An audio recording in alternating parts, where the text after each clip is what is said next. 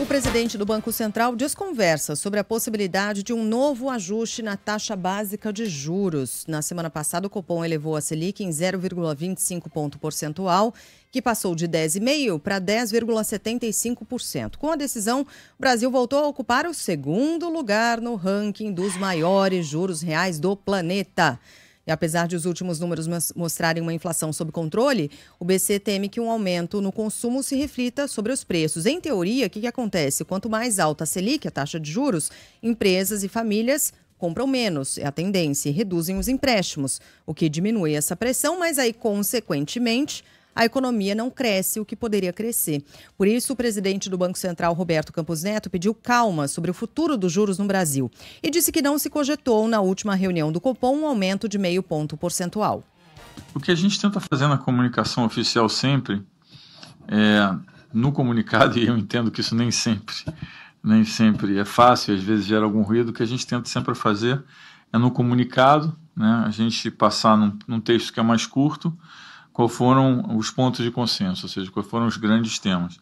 E aí na ata a gente tenta, né, elaborar mais quais foram as diferentes opiniões que teve sobre grandes temas. Então, se tivesse algum grupo que tivesse considerado uma alta de 50, a gente teria escrito na ata, olha, um grupo considerou, então, se não está na ata é porque não tivemos esse debate. Por que nós iniciamos o ciclo, né? Então, o que a gente vem dizendo é que o mercado de trabalho está muito apertado, o crescimento teve uma revisão muito grande para cima, como foi demonstrado na apresentação do Diogo, ainda que com grande concentração no segundo trimestre, isso tem, né, um efeito grande.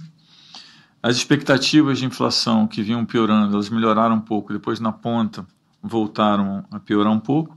A gente entende, né, e já tinha inclusive dito, que essa inflação de curto prazo poderia vir um pouco melhor, mas tem algumas preocupações que a gente tem ali na frente, tem um tema de alimentos relacionado à seca.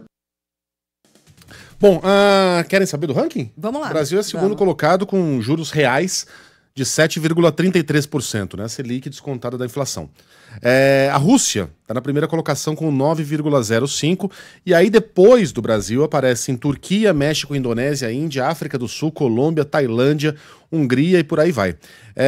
Países que têm os juros próximos do zero, economias mais saudáveis. Espanha, Hong Kong, Áustria. Olha a diferença, né, na qualidade de vida desses países para a lista que a gente trouxe antes. Singapura, Suécia, Alemanha, França, China. Estados Unidos está com juro real abaixo de 1%. E aí a gente tem os países que têm juros negativos, que são aqueles em que se você colocar dinheiro no banco e for tirar um ano depois, você vai ter menos grana. São eles: Grécia, Austrália, Suíça, Bélgica, Holanda, Polônia, Canadá, Taiwan e Japão. Entre todos esses países, o maior juros negativo, isso é uma tradição já, né? É do Japão, 1,73%, com a exceção da... Prestaram atenção? 1,73%. Negativo. Com exceção da Argentina. A Argentina, nesse instante, tem juros negativos de 33,92%. 34%. Se você coloca R$100 no banco da Argentina e daqui a um ano for retirar essa grana, você vai ter R$66. Meu Deus do céu. É uma economia funcional a da Argentina. Nossa Senhora. Lembrando que a Venezuela não está nessa lista, porque a Venezuela virou, enfim, Zimbábue, né, outros países assim, viraram párias econômicos. Não tem nem condição da gente analisar esse tipo de dado em países em que a economia não é funcional. Bom, e aí falando em perder dinheiro,